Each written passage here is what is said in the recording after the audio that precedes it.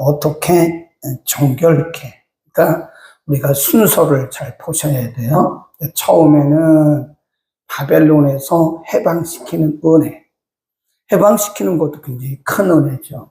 그 다음에 두 번째는 무너진 성벽, 성전과 성벽을 재건하는 은혜.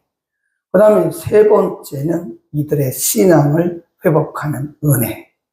그리고 지금 넓게 보면 네 번째라고도 말할 수 있고 아니면 세 번째라고 말할 수 있는데, 처음에는 바벨론에서 해방하는 은혜, 두 번째는 무너진 성전과 성벽을 재건하는 은혜, 세 번째는 그들의 신앙, 70년 동안 무너졌던 신앙을 다시 세워주시는 은혜, 거기에 온전히 해당되는 은혜일 수가 있는데, 이들을 다시 정결케 하는, 물론 신앙 회복이 정결케 된 거기도 하지만 근본적으로 이들을 새롭게 정결케 하는 건데, 오늘 본문에 보면 이들을 어떻게 정결하느냐, 2절에 보면 오늘도 세 가지를 볼 수 있는데, 2절은 만군의 여호와가 말하노라, 그날에 내가 우상의 이름을 이 땅에서 끊어서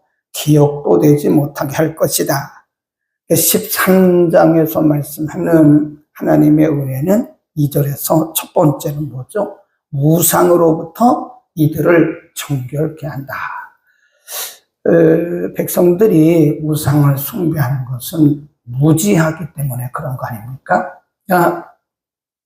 원래 하나님만 숭배하고 하나님만 경외하고 하나님의 말씀에 초점을 두고 살도록 그렇게 하나님께서 창조하셨음에도 불구하고 사람들이 우상을 숭배하는 것은 무지하기 때문에 그런 거라고요. 하나님이 이제는 신앙 회복의 단계를 넘어서 그걸 끊어버린다. 우상을 숭배하지 못하도록 백성들의 마음을 하나님께서 회복시키는 것을 넘어서 아예 그들이 그들 가운데 접근도 못하도록 하나님이 끊어버리신다는 거예요. 우상 숭배로부터 그들을 정결케 하신다. 그렇게 보시면 되고요.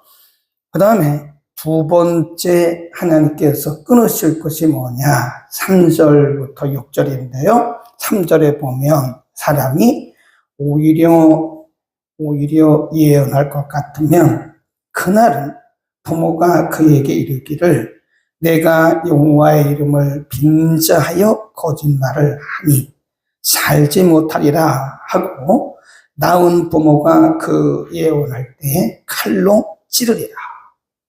거기 보면 거짓 예언자, 그러니까 모세오경에도 보면 모세 시대도 거짓 예언자가 많았는가 봐요. 거짓 복술자, 그럼 꿈꾸는 자, 또 신접한 자, 그런 말씀이 신명기도 나오잖아요. 여기도 보면 그런 일들이 계속 이어지는 거예요. 심지어는 부모가 자녀에게 예언하면 그걸 쳐버리고, 자녀가 부모에게 예언을 하면 그걸 쳐버리고 그런다는 거죠. 그러니까 이걸 뭐라고 하냐면 거짓 예언. 4절도 보면 그날에 선지자들이 예언할 때에 그 이상을 갖기 부끄러워할 것이며 사람을 속이려고 털옷도 입지 아니할 것이며 말하기를 나는 선지자가 아니요 나는 농부라, 내가 어려서부터 사람의 종이 되었노라 할 것이요, 혹이 그에게 묻기를 내 두 팔 사이의 상처는 어찌미냐 하면 대답하기를 이는 나의 친구의 집에서 받은 상처라 하리라. 심지어는 거짓 예언자, 거짓 선지자들을 쳐버리십니다. 하나님이 보호하시는 거예요. 그러니까 잘 보시면 하나님이 세 번째로 그들의 믿음, 그들의 영적인 부분을 하나님께서 회복시킬 뿐만 아니라 그들을 미혹하는 자들 다 끊어버리시고, 첫 번째는 우상을 아예 끊어버리시고, 두 번째로는 그들을 미혹하는 거짓 선지자들을 끊어버려요. 이 거짓 선지자는 모세 때도 있었고, 그 그 이후에도 있었고 계속해서, 그러니까 바벨론 포로 전에도 있었고 포로 기에도 있었고 포로 후에도 있었고 예수님 때도 있었고, 예수님 마태복음 24장에 보면 거짓 선지자를 조심하라, 거짓 선지자, 이런 말씀이 참 많이 나와요. 그 요한계시록에도 거짓 선지자에 대한 말씀이 나오잖아요. 이거는 거짓 선지자는 구약으로부터 시작해서 예수님이 오실 때까지 이 땅에 존재하는 거라고요. 그러니까 하나님이 이것이 완전히 없어지는 건 아닌데, 그래도 그때 당시 유다 백성들을 보호하시기 위해서 끊어버린다. 끊어버려. 예. 오늘로 말하면 이단들이에요, 이단들. 예. 뭘 이렇게 예언한다고 하는. 그러니까 하나님이 아예 원천적으로 그들을 이제 끊어버리겠다. 왜냐하면 하나님의 백성, 자기 백성들을 보호하기 위해서 아예 쳐내겠다, 그런 얘기고요. 세 번째는 7, 8, 9절인데요. 7절에 보면 만군의 여호와가 말하노라, 가라, 깨워서 내 목자, 내 짝된 것을 치라. 목자를 치면 양이 흩어지려니와 작은 자들 위에는 내가 내 손을 들이우리라. 여호와가 말하노라, 이 온 땅에서 3분의 2는 멸절하고 3분의 1은 거기 남으리라 그랬어요. 첫째는 뭘 친다고 그랬어요? 우상. 두 번째는 뭘 치신대요? 거짓 선지자, 거짓 예언자. 그 다음에 세 번째를 뭘 치신대요? 거짓 목자. 잘못된 지도자를 의미하는 거죠. 백성들을 정치적으로, 영적으로 잘못 인도하는 거짓 목자의 3분의 2를 하나님이 치신다는 거예요. 그만큼 하나님께서 하나님의 백성들을 철저하게 보호하신다고 하는 거죠. 3분의 1을 치신다는 거예요, 그날에. 거기 보세요. 다시 앞으로 가셔서 13장 1절, 그날에 13장 2절, 만군의 여호와가 말하노라, 그날에 3절, 사람이 오히려 예언할 것 같으면 그날은, 4절, 그날에, 이런 표현들이 계속 나옵니다. 그날은, 그날에, 그날에, 그날에, 그런 말씀입니다. 이거 뭘 의미할까요? 12장에도 그날에라는 말씀이 여러 번 나옵니다. 그날에, 그날에, 그날에. 왜 이런 말씀을 하실까? 우리가 성경을 읽으면서 그런 질문을 해야 돼요. 의심하는 질문이 아니라 하나님의 의도를 알기 위한 그런 질문을 스스로 해야 됩니다. 이런 부분들을 우리가 딱 캐치를 못하고 그냥 지나가 버리면, 읽기는 읽었는데, 듣기는 들었는데, 하나님의 의도, 그 포인트를 잊어버리고 그냥 지나가는 거예요. 12장에도 그날에, 13장에도 그날에, 그날에, 이런 말씀이 여러 번 나옵니다.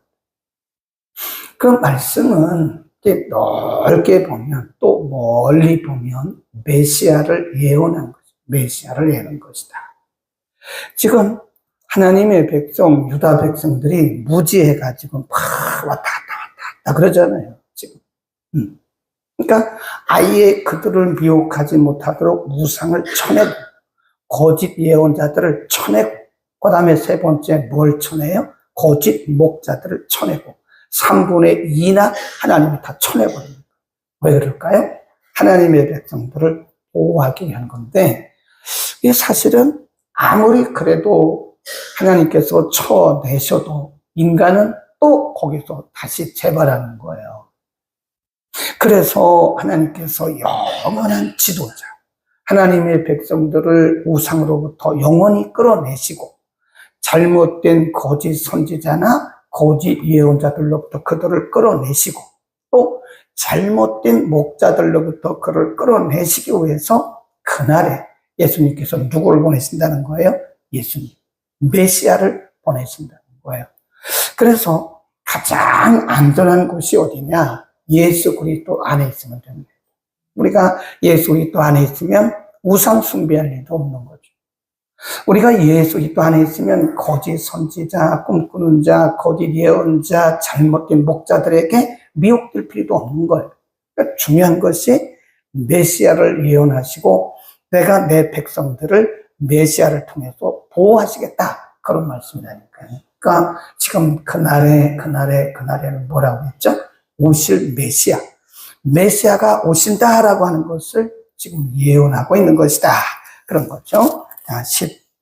13장 9절 다시 갑니다. 내가 3분의 1을 불 가운데 던져 불로 연단하며 불같이 연단하며 또 금같이 시험할 것이라. 그들이 내 이름을 부르리니 내가 들을 것이며 나는 말하기를 이는 내 백성이라 할 것이요 그들은 말하기를 여호와는 내 하나님이시라 하리라. 하나님이 이렇게 정결케 하신 다음에 그들이 고백하기를 하나님은 우리 하나님이고 하나님 말씀하기를 이들은 내 백성이다. 하나님과 뭐가 이루어지는 거죠? 친밀한 교제가 이루어지는 거죠. 그러니까 메시아를 예수 그리스도를 이 땅에 보내신 것은 바로 하나님께 나가는 길이고 하나님과의 일치, 하나님과의 교제를 위해서 메시아를 보내신 것이다. 그런 말씀입니다. 그러니까 이 13장은 하나님께서 하나님의 백성들을 얼마나 보호하시는가를 철저하게 보호하시는 것인가를 우리에게 가르쳐 주는 것이다. 근데 그 당시로는 하나님께서 직접 개입하시는 거예요. 우상을 끌어내시고 잘못된 거짓 예언자들을 끌어내시고 또 지도자들의 3분의 2를 끌어내심으로써 하나님의 백성들을 이렇게 보호하시는데 결국은 사람은 역시 다시 재발하는 거예요. 그러니까 아예 영원한 지도자를 그날에 내가 보내시겠다. 바로 메시아 예수 그리스도를 의미하는 것이다. 아멘. 13장 1절로 갑니다. 근데 우리가 성경을 보실 때요, 어떤 성경은 13장 1절부터 예를 들어서 13장 1절부터 9절이 나와요. 그러면 어떤 성경은 그냥 순서대로 쭉쭉쭉쭉쭉 읽어가면서 해석을 하면 돼요. 근데 어떤 성경은 그렇지 않아요. 어떤 성경은 맥이 왔다 갔다 그래요. 그거를 잘 잡아야 됩니다. 그거를 못 잡으면 그 장에서 예를 들어서 13장이라 한다면 13장에서 무엇을 말씀하시려고 하는가? 하나님의 의도라고 intention. 그 하나님의 의도를 찾기가 어려워요. 우리가 성경을 볼 때는요, 때로는 성경을 많이 읽어야 됩니다. 근데 성경을 다독하는 건 좋은데 그 의도를 잘 몰라요. 그 맥을 찾기가 쉽지 않아요. 그래서 어떤 때는 성경을 정독을 해요. 정독, 깊이. 근데 정독보다 한 단계 더 들어가는 게 뭐냐? 탐독입니다. 탐독. 그래서 성경을 탐독할 때는 많이 안 읽어요.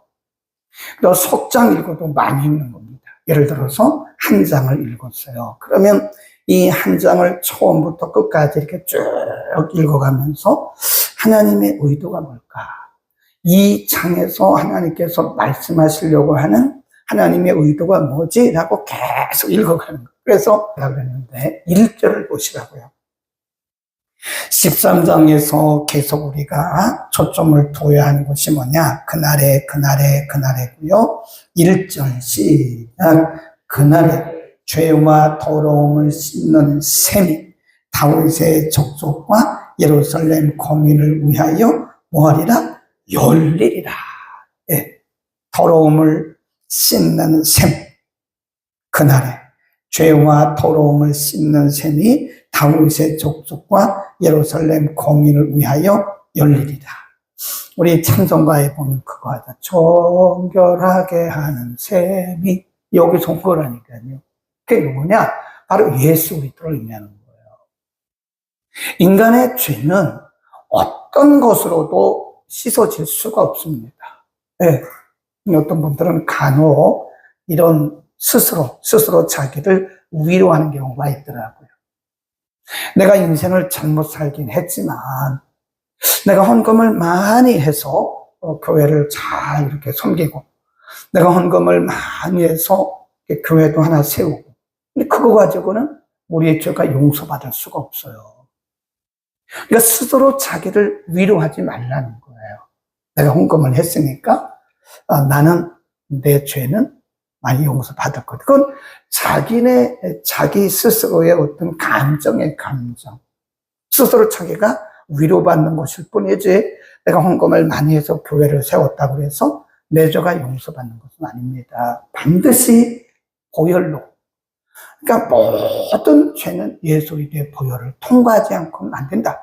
그래서 지금 말씀하기를 스가랴 선지자를 통해서 말씀하시기를 내가 그날에 정결하게 하는 셈이 다윗의 후손으로부터 예루살렘에 열리리라. 그 말은 메시아가 오셔서 그 말입니다. 예수 그리스도 메시아가 오셔서 그가 십자가를 지시고 죽으심으로써 그 십자가의 보혈을 통해서 모든 인류가 죄사함을 받는다는 거예요. 아멘. 그러니까 우리가 13장을 눈을 좀 크게 뜨고 보시면요. 예수님이 보여요. 예수님. 메시아가 보여요. 메시아가. 그래서 9장, 10장, 11장, 12장, 13장, 14장까지 이게 다 메시아 예언입니다. 물론 그 전에도 메시아 예언이 나오는데 그래서 스가랴를 우리가 뭐라고 그래요? 구약의 복음이다 그래요. 우리가 스가랴서를 이게 구약 성경이니까 어둡다, 어렵다, 무겁다 그렇게 생각하면 안 됩니다. 이 스가랴서에 구약의 복음이 많이 숨겨져 있는 것이다. 1절 그날의 죄와 더러움을 씻는 셈이 다윗의 족속과 예루살렘 거민을 위하여 열리리라. 저는 이렇게 TV를 많이 보진 않아요. 집에 가면 잠자기 전에 이렇게 보는 프로그램이 있어요. 세계 여행. 우리나라의 작가라든지 이런 분들이 카메라 기사하고 PD하고 전 세계를 다녀요. 그런데 어제 보니까 아프리카, 서아프리카, 감비아, 세네갈, 제가 갔다 왔으니까 더 관심이 있죠. 그리고 그 옆에 토고, 이런 지역을 다니면서 이제 다 낱낱이 백성들의, 국민들의 생활상을 다 이렇게 취재를 해서 보여주는데 참 재미있어요. 근데 그 사람들의 이 몸에 막 굉장히 주렁주렁 닮아서 추장은 더해요, 추장은. 막 치렁치렁 달고, 옷도 울긋불긋하고, 머리에 쓰고, 머리도 희한하게 생긴 그런 모자를 쓰고 막 이럽니다.